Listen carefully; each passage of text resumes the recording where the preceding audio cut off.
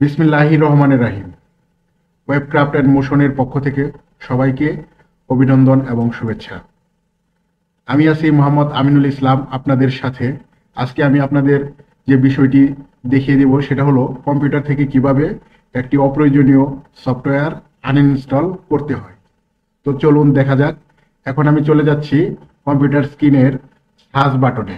Task বারে এসে আমরা যখন সার্চ মেনুতে ক্লিক করব, তো এখানে আমরা একটি সার্চ প্যানেল আমার ওপেন হবে। এখানে আমি লিখব কন্ট্রোল। কন্ট্রোল লিখতেই ওখানে চলে আসবে অলরেডি। আপনি এই অপশনটিতে মাউসের লেফট ক্লিক করবেন।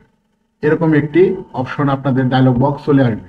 এখান থেকে আপনারা কখনো কখনো এই মেনুটি আমার প্রয়োজন, তবে কখনো কখনো এরকম আসতে পারে। এখান থেকে আমি দেখাচ্ছি, ক্যাটাগরিতে গিয়ে যদি আমরা লার্জ আইকনে ক্লিক দিই এরকম আসতে পারে। আপনারা এখান থেকে গিয়ে লার্জ আইকন এখানে অপশন অথবা স্মল আইকন এরকম আসতে পারে। তো এটা আমাদের প্রয়োজন হবে না। এখান থেকে আমরা ক্যাটাগরি অপশনটা বের করব কন্ট্রোল প্যানেলে। তো ক্যাটাগরি অপশনে আমরা ক্লিক দিলে এরকম একটি ক্যাটাগরি অপশন চলে আসবে। তো এখান থেকে আমরা দেখতে পাচ্ছেন, এখান থেকে আনইনস্টল এ প্রোগ্রাম এই লাইনটার উপর আমরা ক্লিক করব। তো ক্লিক করছি। ক্লিক করার পর এখান থেকে আমি একটি সফটওয়্যার আপনাদের আনইনস্টল করে দেখাবো।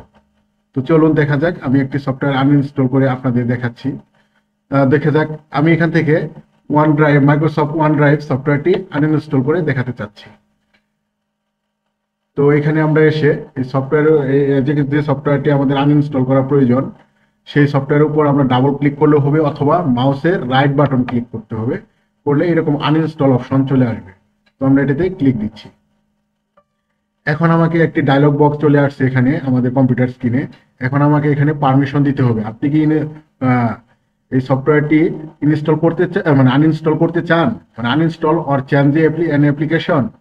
আমি এখানে বলবো হ্যাঁ। Do you want to allow this app to make change to your device.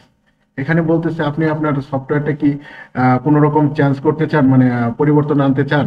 আমি বলবো হ্যাঁ, আমি এই সফটওয়্যারটি আসলে মূলত আনইনস্টল করতে চাচ্ছি। তো আমি ইয়েস বাটনে ক্লিক করার পর একটু সময় নিবে এটা আনইনস্টল হতে।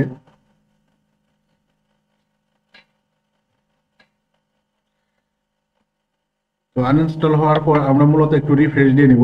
অলরেডি এই সফটওয়্যারটা এখান থেকে আমরা দেখব চলে গেছে। আমরা রিফ্রেশ দিয়ে নিচ্ছি। এখানে মাইক্রোসফট ওয়ান ড্রাইভ সফটওয়্যারটি সাকসেসফুলি আনইনস্টল হয়ে গেছে।